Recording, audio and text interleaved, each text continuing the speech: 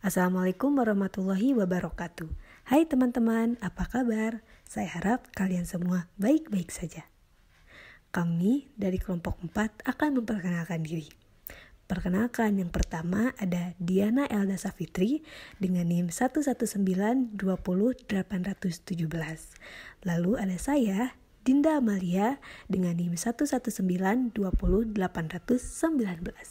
Dan yang terakhir ada Ernawati dengan NIM 119200821.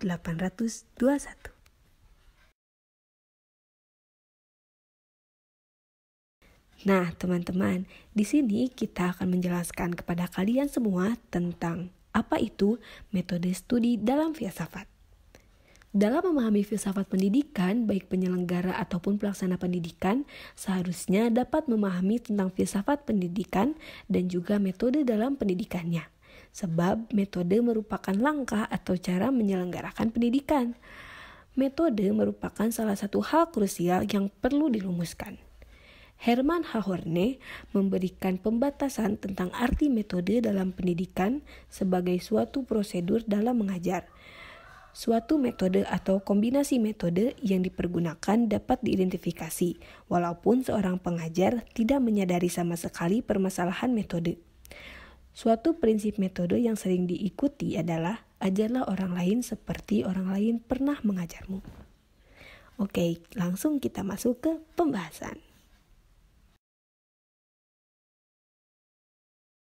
Oke teman-teman, pembahasan pertama adalah pengertian filsafat pendidikan yang akan disampaikan oleh saya sendiri, Dinda Amalia.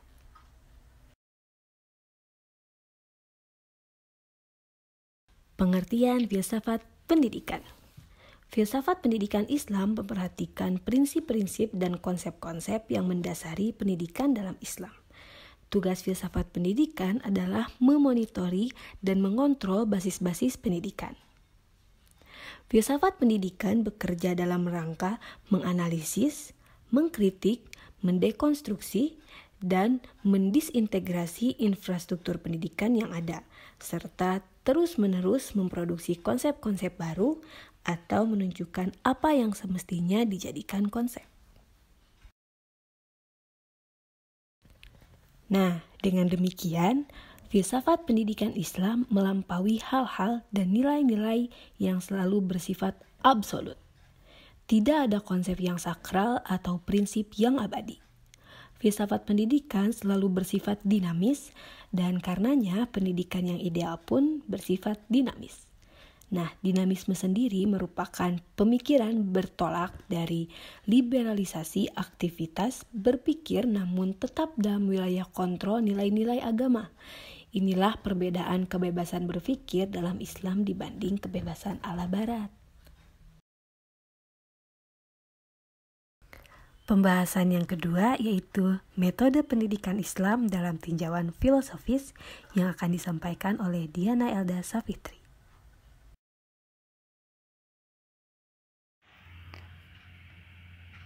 Baik, materi selanjutnya yaitu tentang metode pendidikan Islam dalam tinjauan filosofis. Mengingat bahwa tujuan dari pendirian lembaga pendidikan senantiasa berhubungan dengan individu dan masyarakat yang menyelenggarakan sebuah pendidikan. Oleh karena itu, pengelola pendidikan harus memahami filsafat pendidikan sebagai basis penyelenggara dan pelaksana pendidikan. Menurut H.M. Arifin, metode dalam pandangan filosofis merupakan alat yang dipergunakan untuk mencapai tujuan pendidikan. Kemudian, metode pendidikan Islam dalam tinjauan filosofis ini bersifat polipragmatis, yaitu memberikan manfaat dan berdampak positif menjadi sesuatu yang membahayakan dan berdampak negatif sebagaimana media yang berbasis IT. Selanjutnya, bersifat monopragmatis, yaitu alat yang hanya dapat digunakan untuk mencapai satu macam tujuan saja, seperti laboratorium.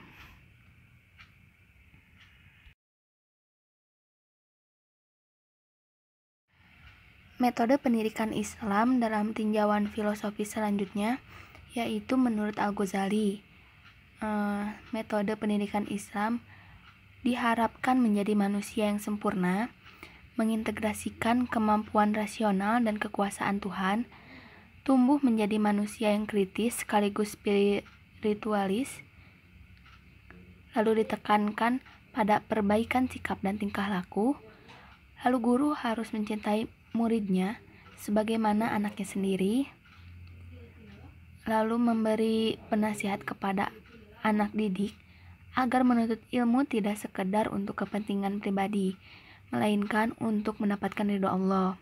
Dan yang terakhir, memberi contoh baik dan memahami karakter setiap anak didik.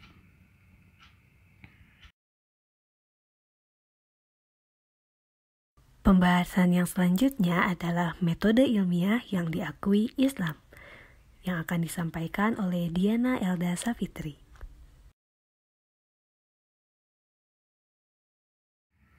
Lanjut ke materi selanjutnya,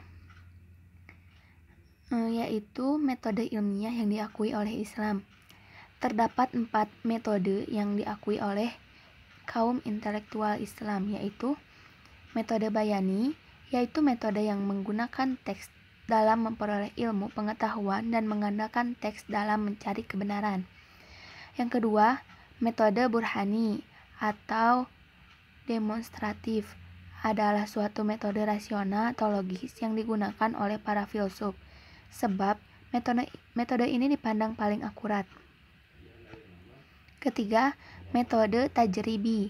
Metode tajribi adalah metode yang menggunakan pengamatan alat indera dalam menelaah dan meneliti objek natural yang merupakan sumber ilmu pengetahuan.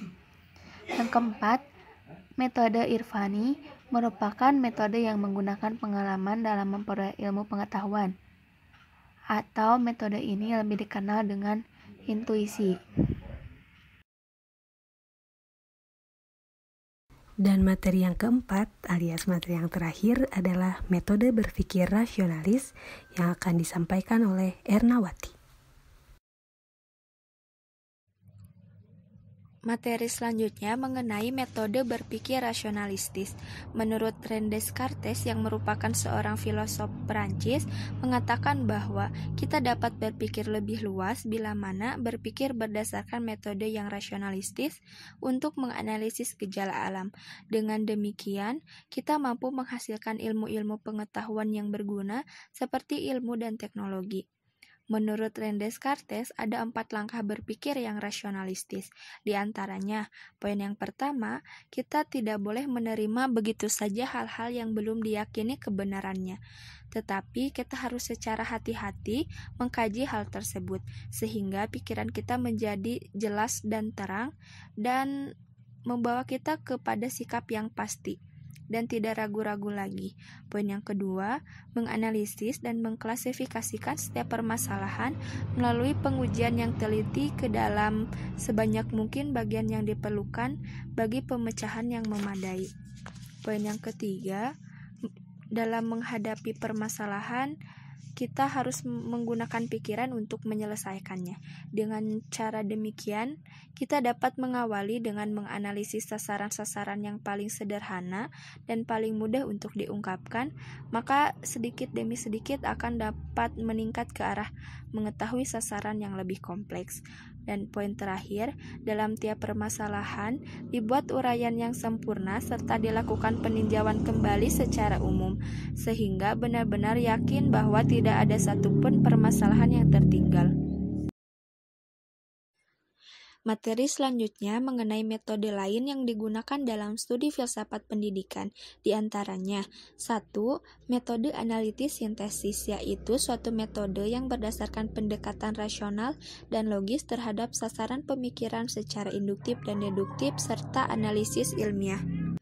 Maksud dari metode berpikir induktif yaitu cara berpikir yang menganalisis fakta-fakta yang bersifat khusus, kemudian digunakan bahan penarikan kesimpulan yang bersifat umum. Contohnya, banyak para ahli filsafat Yunani kuno yang menyaksikan air yang terdapat di semua lokasi, di semua makhluk hidup, baik tumbuh-tumbuhan maupun binatang, atau manusia yang dalam tubuhnya mengandung banyak air. gejala atau fenomena air ini, kemudian dijadikan kesimpulan bahwa segala yang mewujud ini berasal dari air.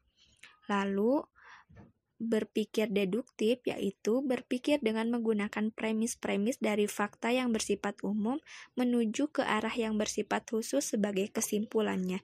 Premis-premis ini dimaksudkan sebagai dasar pemikiran atau asumsi.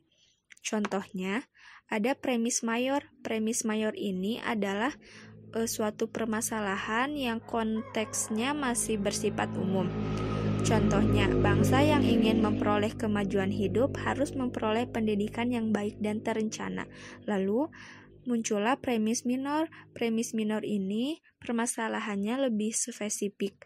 Contohnya, bangsa Indonesia juga ingin memperoleh kemajuan.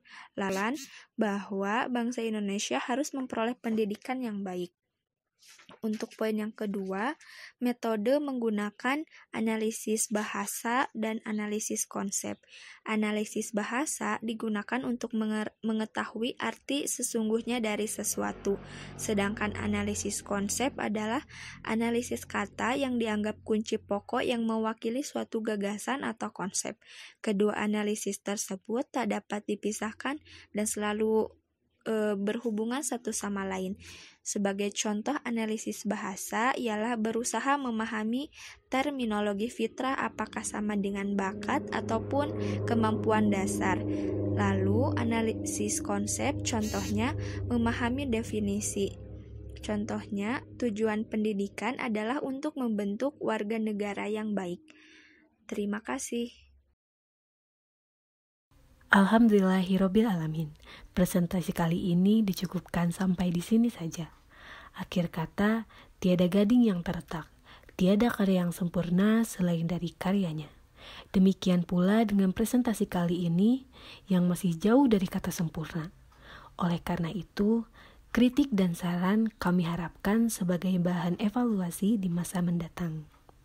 Terima kasih semua yang telah menonton. Semoga presentasi kali ini bermanfaat dan dapat menambah wawasan kalian semua ya. Terima kasih. Wassalamualaikum warahmatullahi wabarakatuh. Horang he.